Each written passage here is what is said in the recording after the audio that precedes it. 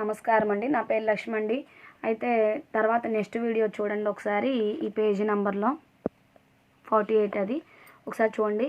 30ది చంటి పిల్లల్ని కాళ్ళ మీద పడుకోబెట్టుకొని స్నానం చేయించేది ఎందుకు? అది ఎందుకన్నది చూడండి. చిన్నపిల్లలకు స్నానం చేయించడం అన్నది అతి పెద్ద పని. అందుకని పసిపిల్లలకు అత్తగారు, అమ్మ వంటి పెద్దవారు ఆ సమయంలో దగ్గరుండి స్నానం చేయిస్తుంటారు. స్నాన సమయంలో నీళ్లు చెవుల్లోకి, ముక్కుల్లోకి పోతే పిల్లాడికి ఇబ్బంది, ప్రమాదం కలిగే అవకాశం ఉంది. అందుకే తల్లి లేదా పెద్దవారు తన 2 కాళ్ళ మీద పడుకోబెట్టుకొని వేడి నీటితో స్నానము చేయించాలి. స్నానానికి అరగంట ముందు పిల్లవానికి లేదా పిల్ల ఒంటికి నూనె రాసి చిన్నగా మెత్తగా మసాజ్ చేసి మాడుకు ఆముదం పెట్టి ఆపై నలుగు పిండితో స్నానం చేయించాలి. అలా కాళ్ళ మీద పడుకోబెట్టుకొని స్నానం చేయిస్తే పిల్లలు ఏడవరు. నలుగు పెట్టి నూనె రాసి స్నానం చేయించడం ద్వారా పసిబిడ్డలకి వ్యాయామం అవుతుంది. తద్వారా మంచి ఆరోగ్యకరమైన శరీర పటుత్వం వస్తుంది. అందంగా ఆరోగ్యంగా పెరుగుతారు పిల్లలు. ఉద్దాలక మహర్షి సూక్తి. నిత్య తృప్తియే పరమైశ్వర్యమని తలుచుము. నెక్స్ట్ 32ది. ఏ ప్రదేశాల్లో జపం చేస్తే ఎంత ఫలితం ఉంటుంది? గృహంలో ఎంత చేస్తే అంత ఫలితము ఉంటుంది. నదీ ప్రాంతాల్లో చేస్తే రెట్టింపు ఫలితం వస్తుంది.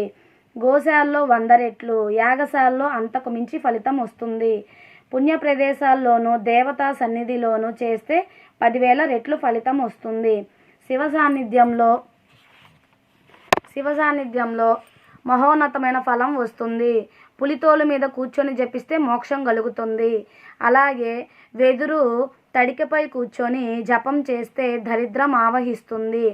రాతి మీద కూర్చొని జపిస్తే రోగాలు వస్తాయి. నేల మీద కూర్చొని జపిస్తే దుఃఖము, కొయ్యపీట మీద జపిస్తే దౌర్భాగ్యం కలుగుతుంది. గడ్డి మీద జపిస్తే కీర్తి నాశనం అవుతుంది. ఇది అండి. నెక్స్ట్ 33ది. మసాలా దినుసులు ఎంత మంచివి? మిరియము రక్తాన్ని గడ్డగట్టించదు, ఆకలిని పెంచుతుంది. లవంగము యాస్పిరిన్లా పనిచేసి రక్తంలో గడ్డలు పడకుండా చేస్తుంది. అల్లము రక్తంలో ప్రమాదకరంగా మారే అవరోధాలను సరిచేస్తుంది. ద్రాక్ష రక్త ప్రసరణాన్ని సక్రమంగా నడిపిస్తుంది.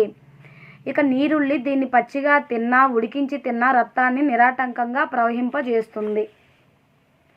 యాస్క మహర్షి సూక్తి. 34ది. ఇక్కడ అహంకారమునే అన్ని అనర్థములకు మూల కందకముగా నించుము అని యాస్క మహర్షి సూక్తి అండి. ఇవండి 34 వరకు. నెక్స్ట్ వీడియోలో మిగతాయి కంటిన్యూ చేస్తానండి.